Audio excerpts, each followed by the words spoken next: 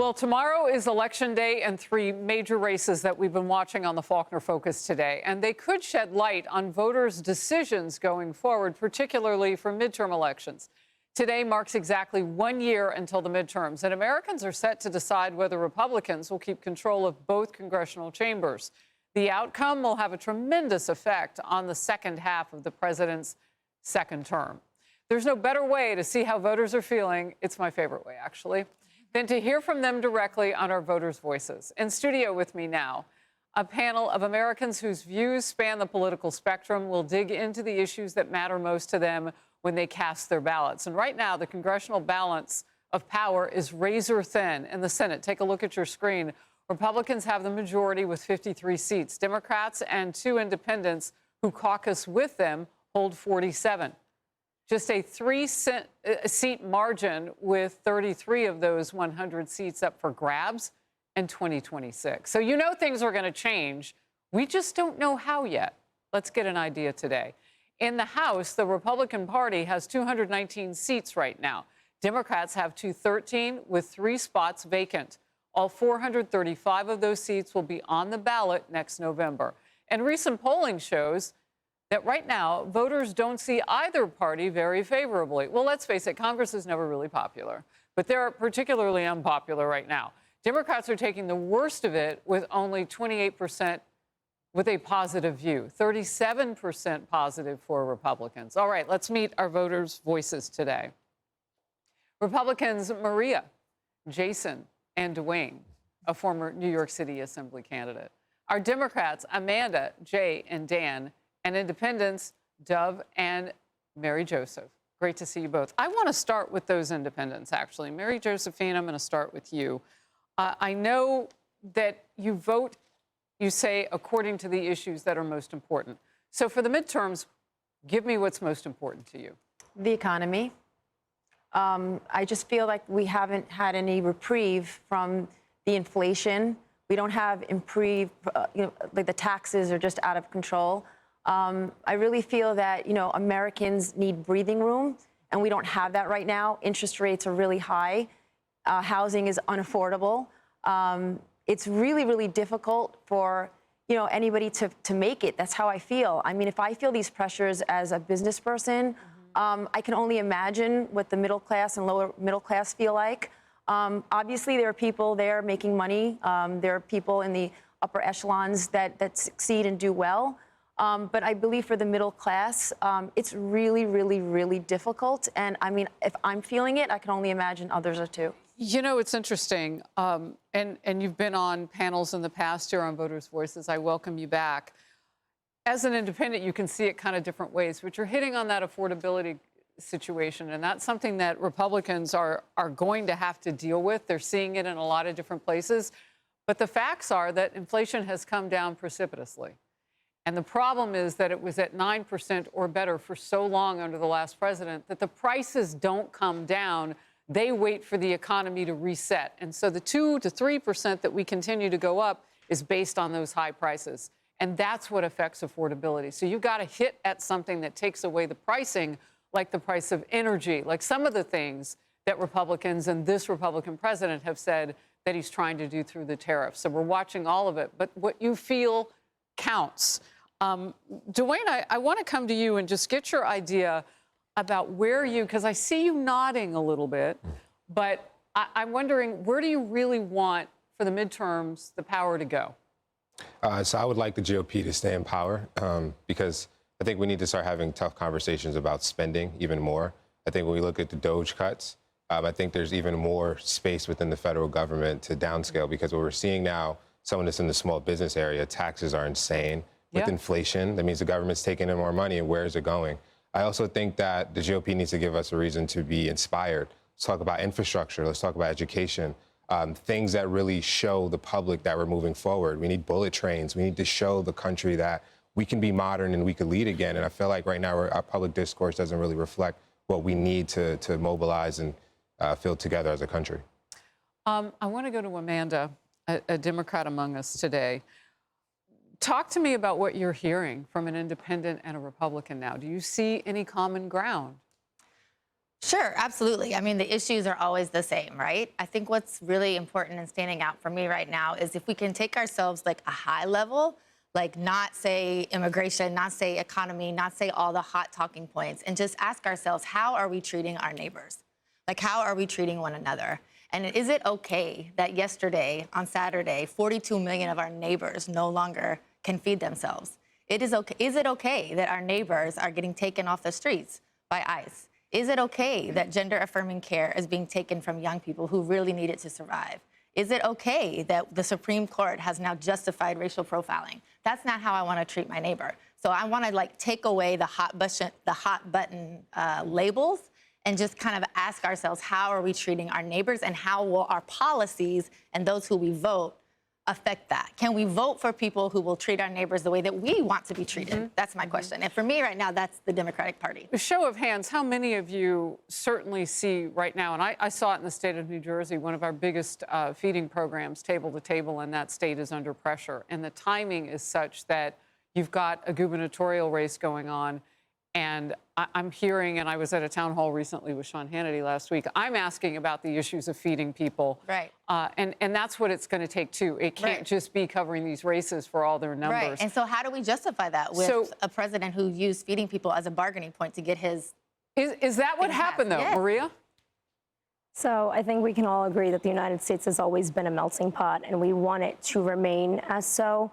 But with immigration and feeding people, that still comes into question because we all work very hard. And coming from an immigrant family, my family had to do everything the correct way. However, I do think that it dials down to the process in which we're bringing people in. The border becomes a very hot topic with that, right? One end sees it as we want to keep people out. The other side wants to see it as we want to vet people and guide them to the right process. However, that process also sometimes does take such a long time in this country to become a citizen or to get your paperwork that's what circumvents our borders and forces people kind of to go the wrong way.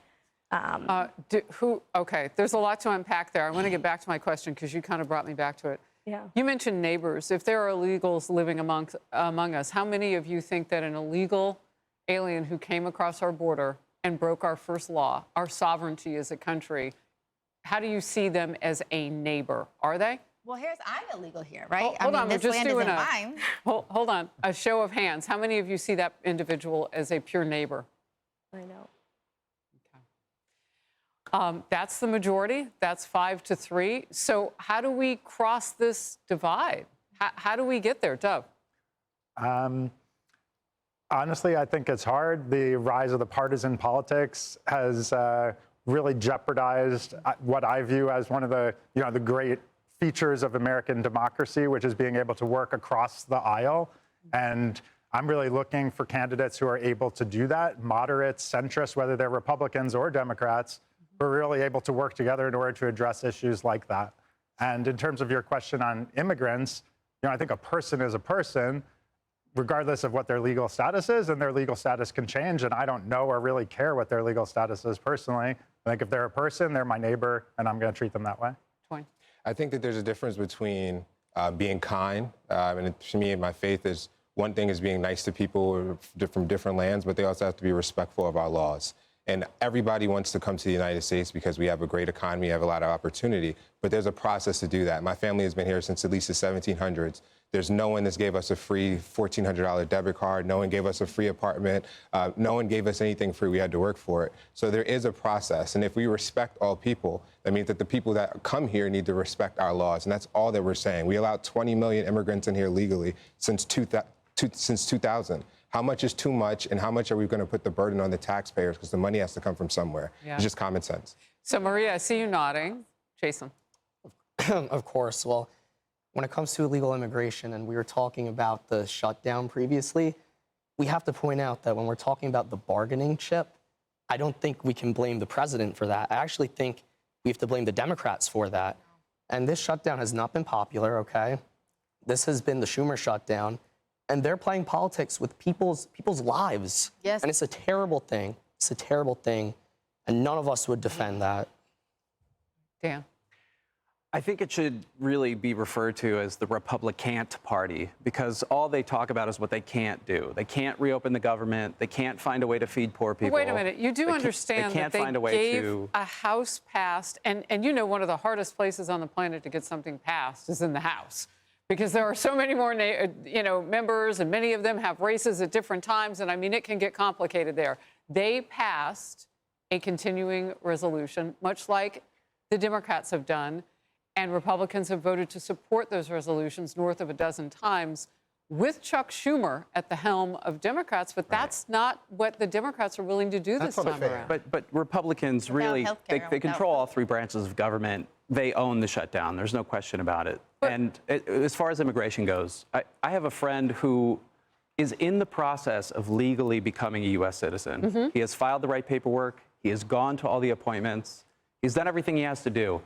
He is so terrified of being picked up and thrown in detention by ICE that he is basically just going back to Brazil. That is not where we should be. And this plays into the affordability crisis.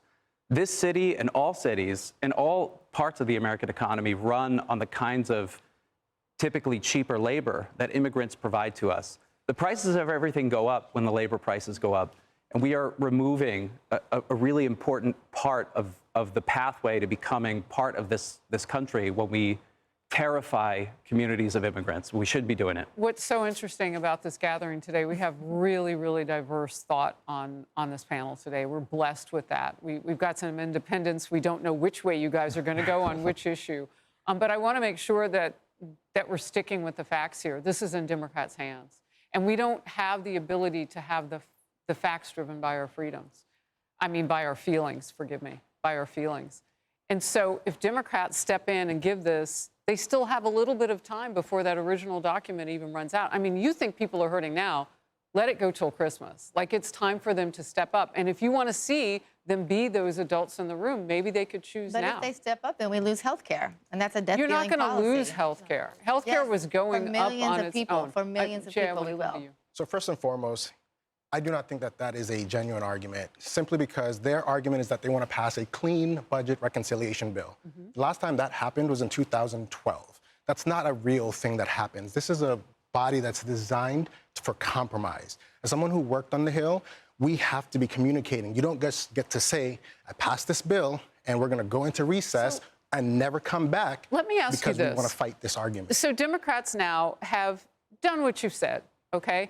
And they came to the table, they said, look, we want to talk about health care. And one of the sticking points in there are the millions of dollars that we know go to those illegal aliens. And look, Dan, you bring up that some of them are here and they're waiting for their paperwork. Well, how long have they been here? That is and not that's true, what the Dan. government, but let me ask you.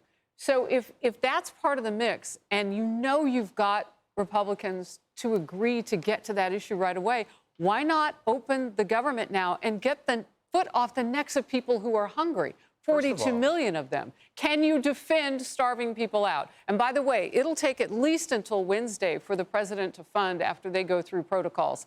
72 more hours? Go ahead, defend that. Okay, so first of all, the Affordable Care Act specifically does not provide funding to people who are not here and legally here for citizenship. It specifically says that in the actual law. And you don't think that that's happening? Okay. And so the anecdotal So wait. So if that's the case, confirmations then, right, of that don't count. If that's the case, right, then that's where the DOJ is supposed to bring charges against whoever is doing that. Now, on top of that, using this, because the government could, the president could have allocated funds to continue SNAP. There was money that has been put aside for this that he did. Well, that's what he's talking about right first, now. And the earliest that I understand it can be paid is Wednesday. He could have already done it. He deleted it from the website. One point that I think is very... Hold on one second. Yeah. I want to get another voice. So I just want to say, first of all, when we talk about health care, the subsidies were not originally a part of Obamacare. These are COVID-era subsidies that they put in place that were temporary. The Democrats made sure that it expired at this time. This was not the Republicans. Second of all, if you want to negotiate on those subsidies, you shouldn't be holding the U.S. citizens hostage. It's just that simple. It's wrong when Republicans do it. It's wrong when Democrats do it. And the fact that the Democrats have voted over 13 times to not open up the government, if they care about food, we shouldn't be talking about emergency funds. We should be having an open government. And I think that no member of Congress should be getting Then bring paid the House during. back into session. y'all But are it's in already in the control. Senate. You all The are in Senate. It's already in the Senate. The Senate. You don't get to say that the House bill automatically passes. It's a Sometimes clean the Senate. CR that the Biden does era not spending happen. levels. Biden That levels. does spending not levels. happen. I have to tell our it's the audience party of that can't. this We is can't do what's this. We can't do that. we got your label. This is what it looks like times a million on the Hill right now, and so the two sides are divided. And all I would say is, while all of you may not agree, keep talking, please. I mean, whether you do it here, you do it at your homes, you do it out, you do it over dinner, wherever you do it, just keep talking, because you could be the model for us getting there. And I'm always going to spit what I know is either anecdotally true or factually true. I'm always going to spit that. You guys come back. I love it. I love the conversation. God bless you all. Thank you. Thank you. Hey, it's Will Kane. Click here to subscribe to the Fox News channel on YouTube. It's the best way to get our latest interviews and highlights. And click to subscribe to the Will Kane podcast for full episodes right now.